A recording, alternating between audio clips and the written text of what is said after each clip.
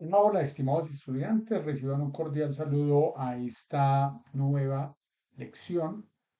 en la cual abordaremos el cuadro integral de mando en su segundo capítulo.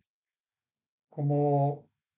nos dimos cuenta y lo describen ustedes en los videos de la primera semana, es una herramienta interesante, poderosa, que conecta la estrategia con la realidad de la organización y la conecta con esa realidad que amarra desde el aprendizaje de las personas, el desarrollo de la organización intelectual en su gestión del talento humano, en su gestión del conocimiento, en su, digámoslo así, activación de lo que es el capital humano,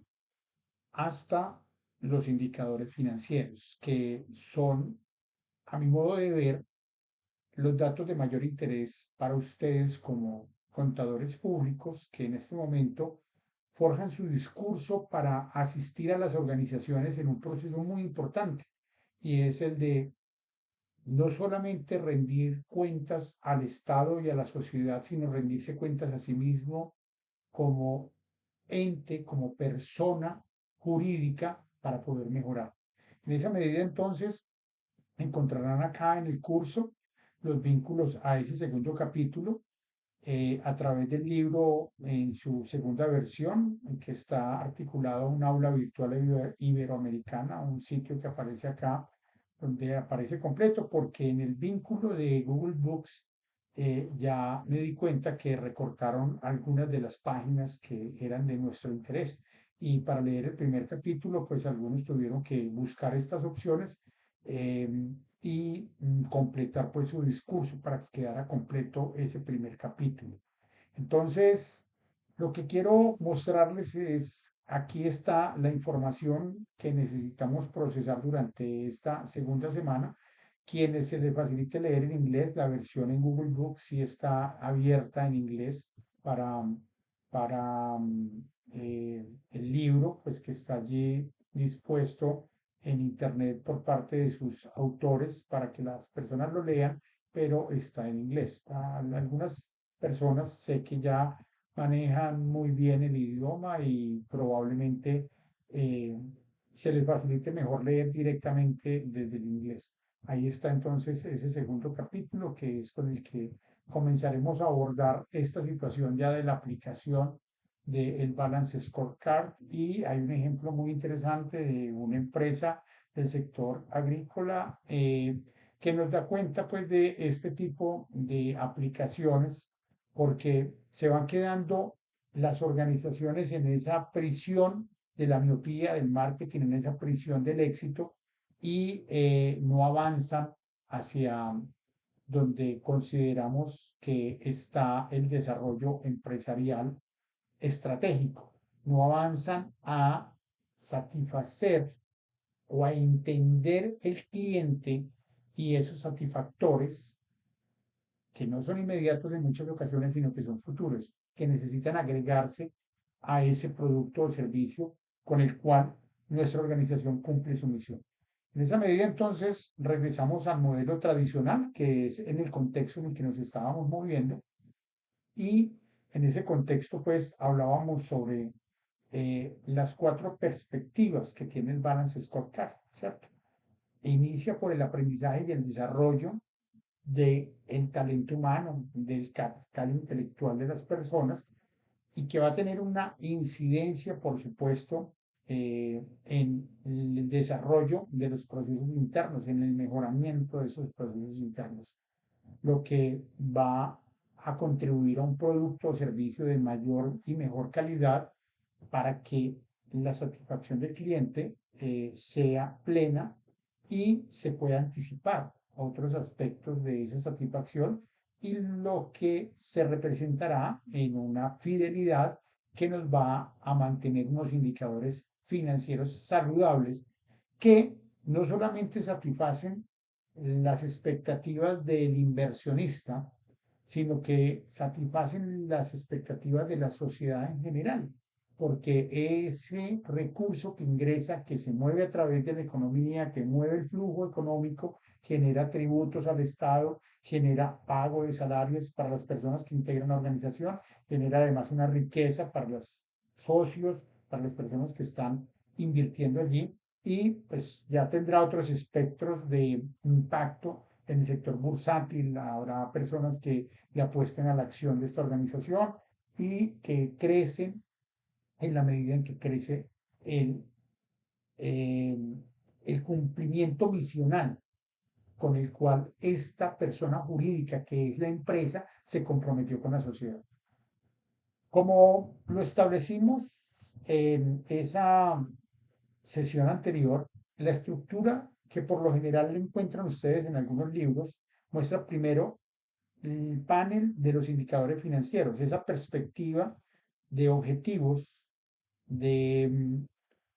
misión y visión de la organización, sobre todo la visión distribuida en una visión financiera, en una visión hacia los clientes, una visión hacia los procesos internos y hacia el aprendizaje y desarrollo. Pero en esencia lo que quiero explicarles es que esto inicia por aprendizaje y desarrollo. Es decir, no hay posibilidades de que esperemos obtener unos réditos financieros por sí mismo, a menos de que pues se amplíe la demanda por sí sola porque disminuyó la tasa de interés y las personas quieren gastar, pero no hicimos nada en la organización y eso no sería parte del resultado del balance scorecard correspondiente a una planeación estratégica. Una planeación estratégica es una decisión de mejoramiento de la forma como funciona la organización, que se traduce precisamente en una incorporación intelectual dentro de su personal, que posteriormente va a dar eh, unos resultados en la mejora de los procesos y que por lo tanto hay que subdividirla en esos mejoras de los procesos internos, esa visión, y esa visión va a impactar a los clientes y esa visión tiene indicadores financieros. Entonces, en esa medida, hablamos del concepto indicador que aparece allí. Ese indicador es una métrica. Ese indicador es un establecimiento de un mecanismo que nos permita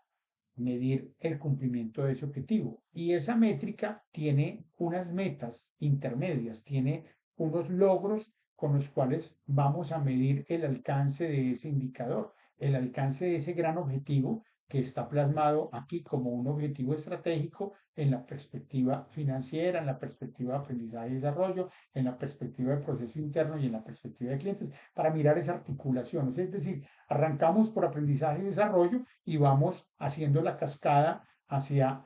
procesos internos, clientes y finanzas. Y el objetivo es impactar en esos indicadores que nos permiten identificar el alcance de ese objetivo a partir de unas metas que vamos estableciendo cada 4 meses, cada 3 meses. Las organizaciones suelen medir su periodo anual desde el punto de vista de la control de la estrategia de manera trimestral. Subdividen el periodo anual en trimestres para verificar ese cumplimiento de esas metas. Por lo tanto, estos indicadores habría que desglosarlos en metas trimestrales y esas metas trimestrales o este cumplimiento de la estrategia implica un presupuesto y es un presupuesto par. Aquí hay un dato bien importante. En Colombia, algunas organizaciones creen que hacer la planeación estratégica es sentarse a definir misión, visión, a hacer pues este proceso que hablábamos antes de formulación, en el cual todavía, nuevamente les digo, probablemente ustedes hayan penetrado a través de algunas materias, pero le vamos a guardar unas 2, 3 semanas a ese proceso. Pero creen que la planeación estratégica es sentarse a hacer eso y ya se sentaron y como que en el devenir de la organización y con el presupuesto normal se va a cumplir la planeación estratégica porque todos queremos y todos definimos unos objetivos estratégicos y ya se va a cumplir. Y no es así. Esos objetivos estratégicos hay que subdividirlos. Luego de haberlos generado, hay que subdividirlos en estas perspectivas y hay que establecerle presupuesto para que se cumplan esos indicadores. Hay que establecer unos estímulos para las personas que asumen esa responsabilidad de cumplir con esas acciones, con esas iniciativas, con esos proyectos o con esos programas. Cuando estamos hablando de acciones, es porque hay actividades específicas, muy puntuales, con las cuales se pueden impactar esas metas, esos indicadores y esos objetivos, porque ese es el encadenamiento